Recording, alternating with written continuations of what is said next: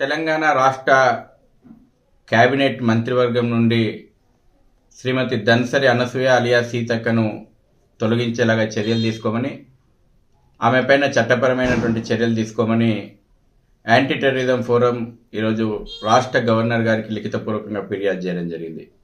ఒక బాధ్యత గల మంత్రి పదవిలో ఉన్నటువంటి ధన్సరి అనసూయ గారు అలియా సీతక్క గారు ఇటీవల కంకెట్ జిల్లా, ఛత్తీస్గఢ్లో కంకెట్ జిల్లాలో జరిగినటువంటి ఎన్కౌంటర్లో మృతి చెందినటువంటి మావోయిస్టు నాయకుడు సుధాకర్ అలియా శంకర్ అన్న గ్రామానికి వెళ్ళి నివాళులు అర్పించినటువంటి చర్య ఏదైతే ఉందో ఇది మావోయిస్టులను హీరోలుగా చిత్రీకరించేటువంటి చర్య.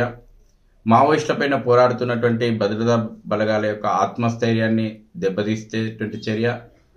ఒక రాజ్యాంగపరమైనటువంటి పదవిలో ఉండి రాజ్యాంగం మీద ప్రమాణం చేసినటువంటి ఒక మంత్రి చట్టాలు నిషేధించినటువంటి ఒక సంస్థను సంబంధించినటువంటి దేశ వ్యతిరేక కార్యక్రమాలకు పాల్పడుతున్నటువంటి వ్యక్తులకు పోయి నివాళులు అర్పించడం ఏదైతే ఉందో ఇది రాజ్యాంగాన్ని ఉల్లంఘించడమే, అదేవిధంగా చట్టాలను ఉల్లంఘించేటువంటి చర్యగా మనం భావించాల్సి వస్తుంది.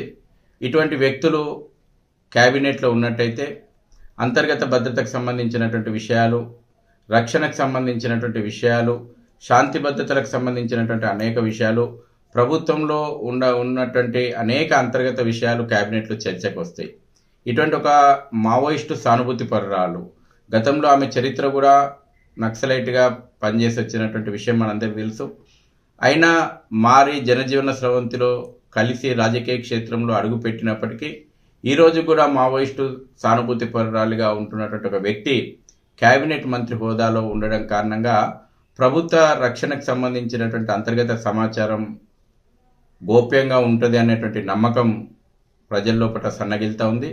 కాబట్టి వెంటనే ధన్సరి అనసూయ గారిని అలియా సీతక్క గారిని మంత్రి పదవి నుంచి తొలగించాలని చెప్పేసి ఏటీఎఫ్ డిమాండ్ చేసింది.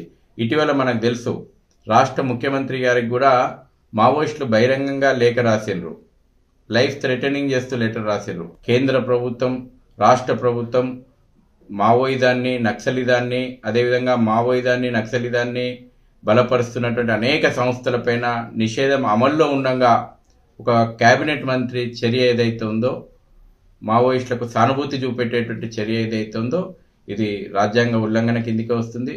ఇది చట్టాలను అవహేళన చేసేటువంటి చర్య. క్యాబినెట్లో ఇటువంటి వ్యక్తులు ఉండడం కారణంగా ప్రభుత్వ రహస్యాలు గోప్యంగా ఉంటాయనేటువంటి నమ్మకం లేదు.